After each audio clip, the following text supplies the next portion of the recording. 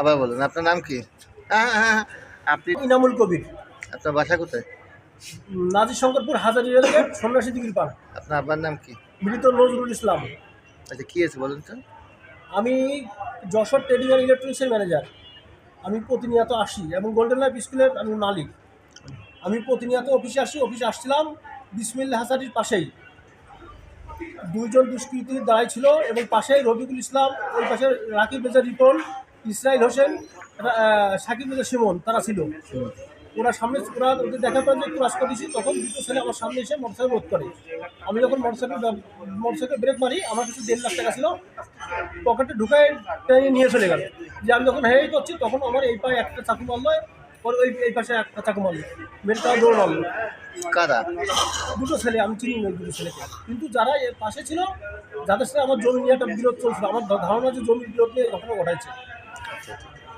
এটা হলো ইসরাফিল হোসেন, রাকিব রেজা রিপন, সাকিব রেজা সুমন আর রফিকুল ইসলাম। এর হলো মাস্টার মাইন্ড রফিকুল ইসলাম। মানে এরা আমাকে হুমকি ধামকি দিচ্ছিল বেশ কিছুদিন আগে, এবং সেনা ক্যাম্পে আমি অভিযোগ দিচ্ছিলাম। সেনা ক্যাম্পে তো ডাকছিল, সেনাবাহিনী উভয় পক্ষ থেকে লিখিত দিয়েছিল যে কোনো রকম যেহেতু একটা মামলা চলছে কোর্টে মামলা নিষ্পত্তি না হওয়া পর্যন্ত এইটা নিয়ে কোনো মাঠ দাঙ্গা কিছু করা যাবে না। এটা আমাকে হুমকি ধামকি আপনি অভিযোগ দিয়েছেন কবে?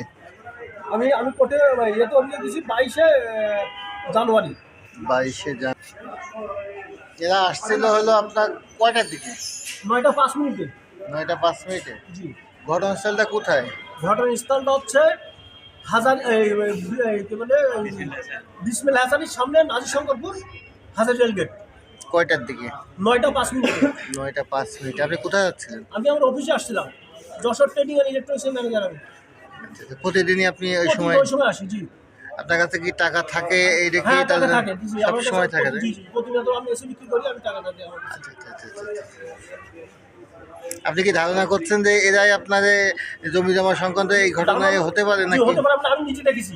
আমি যখন আসছি তখন দেখি রাকিব রেজা রিপন, সে আমার দেখে তাকায় মোবাইল হাতে করলো।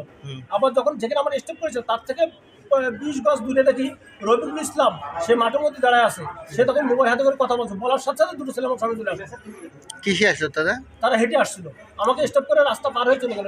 হেঁটে আসার পরে কি আপনার সিগন্যাল দিয়ে দাঁড় হ্যাঁ, করায়? আমাদের সামনে এসে দাঁড়ানো, দাঁড় করায়? দাঁড় করে বলেই পকেটে হাত দিয়ে টাকা বের করলো। বের করে আমি বললাম, এই নিশ্চয় দাঁড়াও। তখন হলো আমার দুই পায়ে এক পায়ে একটা স্টপ করতে হবে, আমি চাই দাঁড়া বলে আরেকটা স্টপ করবো করে, তখন তারা একটা পিস্তল হতেছে, পিস্তল হতে বলে তুই চলে যান গুলি করবে, গুলি করবে। আচ্ছা, আচ্ছা, আচ্ছা। তাদের বয়স কিরকম? তাদের বয়স 32 বছর থেকে 35 বছর। তাদের কি আপনি আগে কোনো সময় না, দেখছেন? আমি কোনো সময় দেখিনি। আচ্ছা, আচ্ছা। তাদের মুখে কি মাস্ক ছিল? বাক্সের ওরা দেখলে এবং ওখানে সিসি ক্যামেরা আছে, যে গ্রামে মারাছে ওখানে সিসি ক্যামেরা আছে, বিসমিল্লাহ হাসারি সিসি ক্যামেরা আছে, প্লাস হলো পাশে একটা বিল্ডিং সিসি ক্যামেরা আছে। সিসি ক্যামেরা ফুটেজ দেখলি বোঝা যাবে কারা এই কাজটা করেছে।